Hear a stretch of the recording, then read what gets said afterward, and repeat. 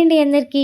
ఇప్పుడు నేను చేసే చికెన్ కర్రీ చూసుంటారు. ఇవాళైతే మా హస్బెండ్ చేశారు. ముందుగా చికెన్‌ని శుభ్రంగా వాష్ చేసుకొని అందులో కొంచెం పసుపు, ఉప్పు, కారం, అల్లం వెల్లుల్లి పేస్ట్ వేసి మ్యారినేషన్ చేసుకొని పక్కన పెట్టుకోవాలి. నెక్స్ట్ అయితే కర్రీ కోసం ఒక ప్యాన్ పెట్టుకొని అందులో కొంచెం ఆయిల్ వేసుకొని కొంచెం జీరా కూడా వేసుకున్నారు. ఇందులోనే మనం సన్నగా కట్ చేసుకున్న ఆనియన్స్ వేసుకొని గోల్డెన్ కలర్ వచ్చే వరకు ఫ్రై చేసుకోవాలి. మా హస్బెండ్ అయితే చాలా బాగా వంట చేస్తారండి. రీసెంట్ టైమ్స్‌లో అయితే చాలా తక్కువగా చేస్తున్నారు. ఆనియన్స్ ఫ్రై అయిన తర్వాత ఇందులో కరివేపాకు, అలానే కొంచెం పచ్చిమిర్చి, టమాటాను కూడా వేసుకొని ఫ్రై చేసుకోవాలి. టమాటాలు అనేది మగ్గిపోయిన తర్వాత ఇందులోనే మనం ముందుగా చేసి పెట్టుకున్న చికెన్ కూడా ఇందులో యాడ్ చేసుకొని బాగా మిక్స్ చేసుకోవాలి. ఇదైతే చికెన్ కర్రీ కాదండి, చికెన్ ఫ్రై టైప్‌లో సెమీ గ్రేవీ వచ్చేలాగా చేశారు. టేస్ట్ అయితే చాలా బాగుంది స్పైస్‌తో అయితే.